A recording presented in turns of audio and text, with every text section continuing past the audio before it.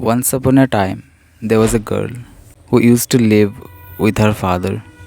वो रोज़ रोज़ अपने पापा को कंप्लेन करती थी कि लाइफ में रोज़ रोज़ के ये नए प्रॉब्लम्स, नए नए इश्यूज़, इनसे मैं परेशान हो चुकी हूँ और इनसे छुटकारा पाना चाहती हूँ।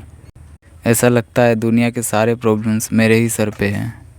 उसके पापा भी रोज़ रोज़ उस लड़की की ये सब बातें सुनते हुए परेशान हो चुके थे। एक दिन उन्होंने अपने लड़की से कहा, चलो मेरे साथ किचन में, मैं आज तुम्हें कुछ दिखाता हूँ। वो लड़की अपने पापा के साथ पीछे पीछे किचन में गई। किचन में जाते ही उस व्यक्ति ने 3 कटोरे में पानी भरकर उसे उबालने के लिए रख दिया और थोड़ी देर बाद एक कटोरे में डाले उन्होंने कुछ अंडे, दूसरे में डाला एक आलू और तीसरे में डाला कुछ कॉफ़ी बीन्स। वो लड़की किचन में बैठी हुई हैरानी से वो सारी चीज़ें देख रही थी।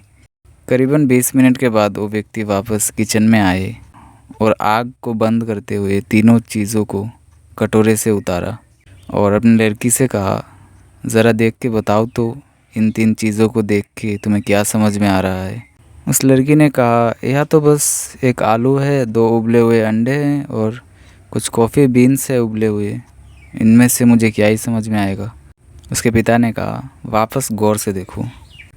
उस लड़की ने फिर आलू को छू के देखा तो आलू बहुत ज़्यादा सॉफ्ट हो चुका था हीट की वजह से। उसने फिर अंडे को छू के देखा तो अंडा बाहर से सख्त था, पर जब उसने छिलका निकाल के देखा तो अंदर का जो लिक्विड था यानी कि पानी था वो सख्त हो चुका था। और तीसरे कटोरे में जो कॉफ़ी बीन्स थे वो पानी के साथ घुल के बहुत ही एक अच्छा खुशबू दे रहे थे, जो कि लड़की को बहुत पसंद आ रहा था।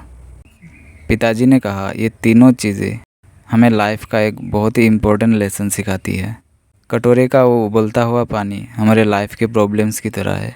जब वो उबलता है तो कुछ लोग उस आलू की तरह उन प्रॉब्लम के आगे सरेंडर कर देते हैं। कुछ लोग अंडे की तरह अंदर से सख्त हो जाते हैं, यानी कि ईगोइस्टिक और विक्टिम माइंडेड हो जाए कि हमें कोई नहीं समझ सकता, there is no one in this world who can help me.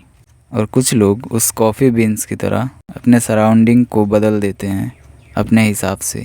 Problems life में रहेंगी, वो सबके लाइफ में होती है और शायद कभी कभी हमें उस प्रॉब्लम से डील करने में टाइम भी लग सकता है।